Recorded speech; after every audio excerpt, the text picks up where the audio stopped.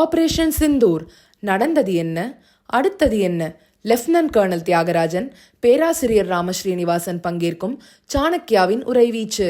June 29 ஞாயிறு மாலை 6 மணிக்கு கிகானி ஸ்கூல் ஆடிட்டோரியம், RS புரம், கோயம்புத்தூர். அனைவரும் வருக, அனுமதி இலவசம். 6 ஆண்டுகளுக்கு பிறகு கைலாஷ் மானசரோவர் புனித யாத்திரை மீண்டும் தொடங்கியுள்ளது. இந்த யாத்திரை கையிலை மலை மற்றும் மானசரோவர் ஏரியை அடையும் புனித பயணமாகும்.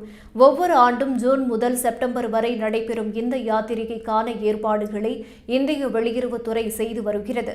உத்தரகாண்டில் உள்ள லிபுலேக் கணவாய் மற்றும் சிக்கிம் மாநிலத்தில் உள்ள நாதுலா கணவாய் வழியாக இந்த பயணம் நடத்தப்படுகிறது. சவாலான 45 கிலோமீட்டர் மலையேற்ற பயணம் இருக்கும் இந்த யாத்திரை 23 முதல் 25 நாட்கள் வரை நீடிக்கிறது. ஆண்டுதோறும் ஆயிரக்கணக்கான பக்தர்கள் இதில் பங்கேற்கிறார்கள். கொரோனா பெருந்தொற்று மற்றும் இந்தியா சீனா எல்லை மோதலால் கடந்த 6 ஆண்டுகளாக யாத்திரை இடைநிறுத்தப்பட்டிருந்தது. தற்போது எல்லை பதட்டம் தணிந்து இந்தியா சீனா உறவும் சீராகியுள்ளதால் மீண்டும் யாத்திரை தொடங்கப்பட்டுள்ளது. ஜூன் 21ஆம் தேதி சிக்கிம் மாநிலத்தின் நாதுலா கணவாய் வழியாக சீனாவின் திபேத் தன்னாட்சி பகுதிக்குள் இந்திய யாத்ரீகர்களின் முதல் குழு நுழைந்தது. இதில் 750 பேர் பங்கேற்றுள்ளனர். 5500க்கும் மேற்பட்ட விண்ணப்பதாரர்களில் இருந்து கணினி லாட்டரி முறையில் இந்த குழுவினர் தேர்ந்தெடுக்கப்பட்டுள்ளனர்.